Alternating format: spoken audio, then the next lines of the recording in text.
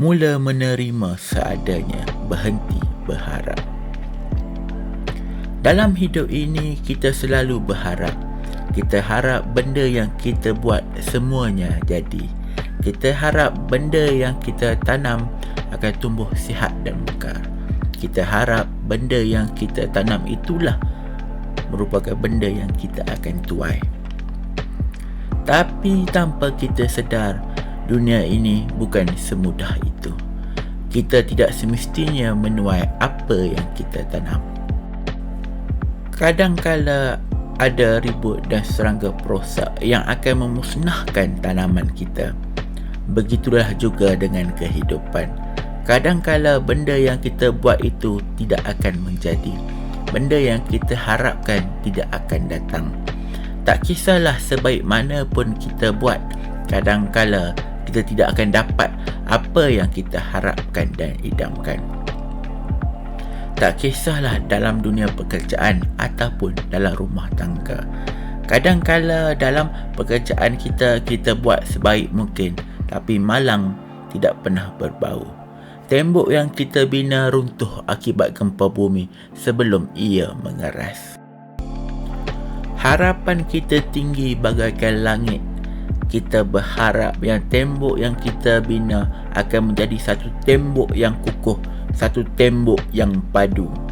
Tetapi sekali berlaku benda di luar jangkaan kita, tembok itu jatuh, mental kita rebah dan susah untuk kita bangun semula.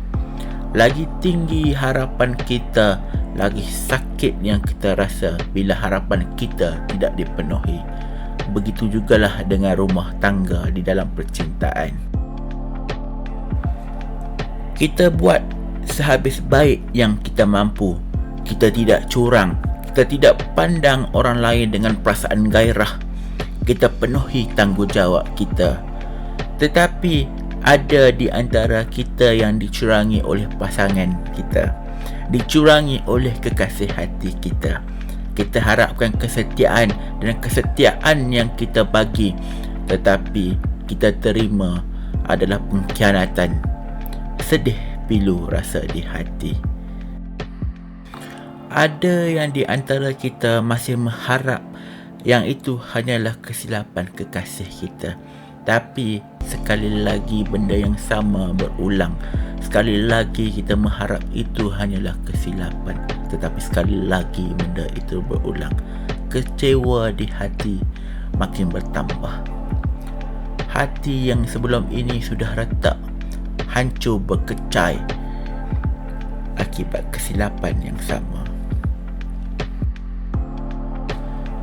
Jadi, berhentilah berharap dan mula menerima seadanya.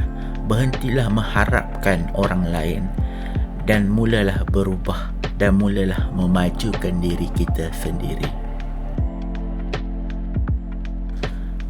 Jikalau tembok yang dibina roboh akibat gempa bumi, carilah jalan untuk kuatkan lagi tembok itu, supaya apabila berlaku gempa bumi, ia masih boleh bertahan, masih boleh berdiri kukuh dan tegak.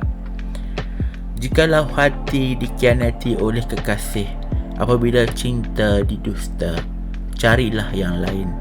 Carilah yang berbeza dengan sebelum ini. Janganlah kita mengulangi kesilapan yang sama. Carilah yang lebih baik dan belajar menilai manusia.